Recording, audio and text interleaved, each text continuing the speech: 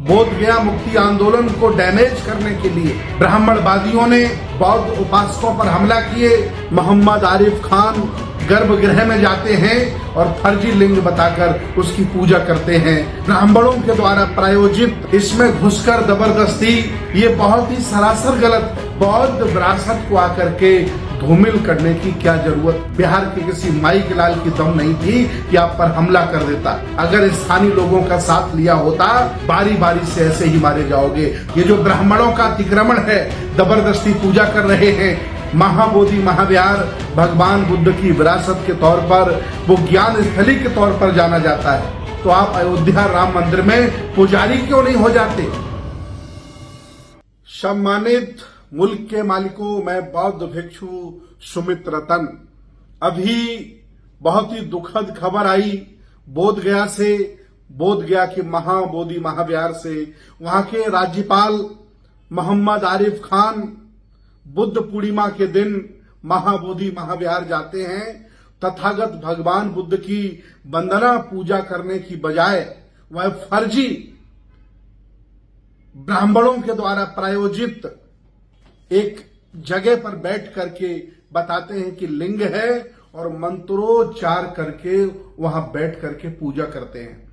विचार करिए, पूरे देश में, पूरी दुनिया में महाबोधि महाविहार भगवान बुद्ध की विरासत के तौर पर, वो ज्ञान स्थली के तौर पर जाना जाता है। एक राज्यपाल बहुजन आंदोलन को, बोध गया मुक्ति आंदोलन को डैमेज करने के लिए मैनेजमेंट कमेटी के शह पर गर्भगृह में जाते हैं और फर्जी लिंग बताकर उसकी पूजा करते हैं। पूरे देश में उसका वीडियो वायरल हो रहा है, पूरी दुनिया देख रही है। ये बहुत ही सरासर गलत है। मैं कहना चाह रहा हूं आदरणीय महामहिम साहब, अगर आपको हिंदू धर्म से इतना ही लगाव है, इतनी आपकी श्रद्धा है, तो आप अयोध्या राम मंदिर में पुजारी क्यों नहीं हो जाते। जाइए वहां पूजा करिए। अब बौद्ध विरासत को आकर के धूमिल करने की क्या जरूरत है। ये जो आपने कुकृत्य किया है, पूरा बौद्ध समाज संविधान को मानने वाला आपको कभी माफ नहीं करेगा। और मैं पूरे देश के जिंदा जागरूक लोगों से अपील करता हूं कि पानी अब सर के ऊपर निकल रहा है। बौद्ध आंदोलन, महाबोधि मुक्ति आंदोलन चल रहा था, इसमें घुसकर जबरदस्ती ब्राह्मणवादियों ने गुट बनाने का प्रयास किया। ब्राह्मणवादियों ने बौद्ध भिक्षुओं पर, बौद्ध उपासकों पर हमला किए। ढोंगेश्वरी पर, हमारे उपासक सुरेश बौद्ध पर भी हमला करने का प्रयास किया और महाराष्ट्र से आए लोगों पर भी हमला किया कि वो भगवान बुद्ध की जयकार और साथ में जय भीम नहीं बोल सकते हैं। अब ये वक्त आ गया है कि अब आपको जागरूक होना होगा और मुखर होकर के आंदोलन में लगना होगा और अपने हक अधिकारों के लिए संघर्ष करना होगा। मैं आपको बता दूं कि मैं पिछले 3 महीनों से आंदोलन से जुड़ा हूं। लगातार आंदोलन में जाता रहा हूं। मेरे आपने वीडियो और फोटो देखे होंगे, लेकिन मैं एक पारदर्शी आंदोलन का पक्षधर शुरू से रहा। मैं बराबर कहता रहा आकाश लामा से, विनय आचार्य से और के राहुल जी से, प्रज्ञाशील भंते जी से कि पारदर्शिता बना के रखिए। और ये जो बाहरी लोग बुलाकर के आप यहां हुजूम कर रहे हो, इससे अच्छा था कि बिहार के गांव-गांव, तहसील-तहसील, नगर-नगर आप निकल जाते। जब स्थानीय आबादी, एक जनमानस लाखों की संख्या में आपके साथ खड़ा हो जाता, बिहार के किसी माइक लाल की दम नहीं थी कि आप पर हमला कर देता। वो लोग जानते हैं कि यहां कोई बिहार वाला नहीं है। बिहार के तमाम बौद्ध भिक्षु हैं, बौद्ध उपासक हैं। उनको आगे लाना चाहिए था, उनके माध्यम से काम करना चाहिए था, उनकी अगुवाई हमें स्वीकार करनी चाहिए थी। लेकिन हम लोग बाहर से पहुंच करके वहां अतिक्रमण कर लिए, अपने हाथ में आंदोलन ले लिए ताकि दान चंदा मुझे मिलता रहे और मैं अपने हिसाब से चलाता रहूं।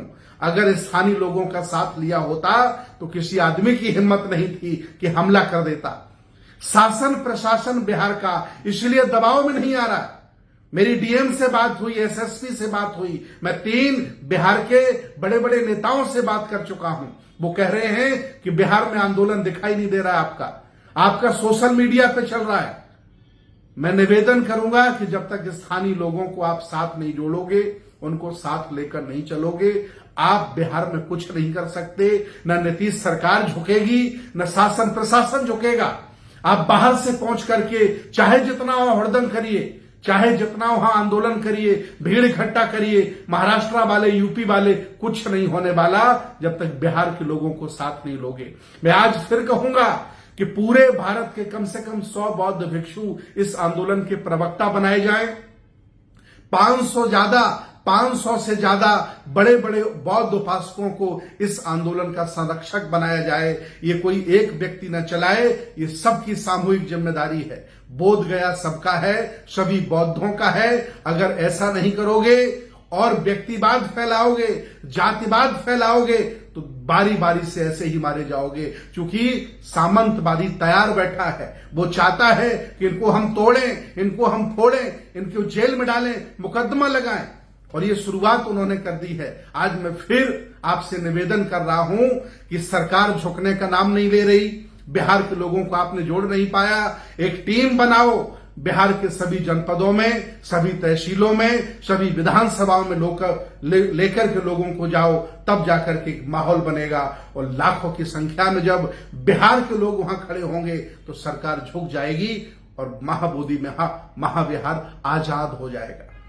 आज भी मैं कह रहा हूं, ये जो ब्राह्मणों का अतिक्रमण है, जबरदस्ती पूजा कर रहे हैं, मैनेजमेंट कमेटी में एक भी ब्राह्मण नहीं, ना वहां पुजारी कोई नियुक्त है, वो जबरदस्ती अपने पूजा करते हैं, गुंडई करते हैं। स्थानीय निवासी हैं, बाहर वाले जाते उनकी कोई वो बात नहीं मानते, ना उनको तवज्जो देते हैं। इसलिए बिहार के क्षेत्र में ये आंदोलन फैलाया जाए और सबको जोड़ा जाए। ये आंदोलन सबका है, पूरा बहुजन समाज इसमें लगे, तभी कुछ होगा। सरकार झुकेगी, केस वापस भी होंगे और महाबोधि महाविहार मिल सकता है। एक बार फिर कहूंगा, महामहिम साहब, ये अतिक्रमण फैलाओ।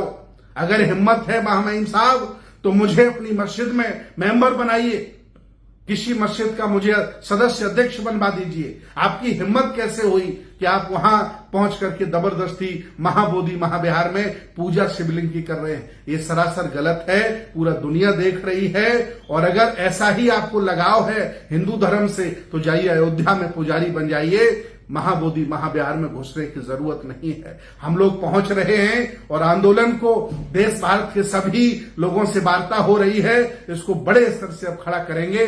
अब हम डरेंगे नहीं, झुकेंगे नहीं, और जो गलतियां हुई हैं, जो आपस में मनमुटाव, फूट जो हुई है, उसको भी हम दरकिनार करेंगे और एक बार फिर सबको साथ लेकर आंदोलन को खड़ा करेंगे। बहुत बहुत धन्यवाद।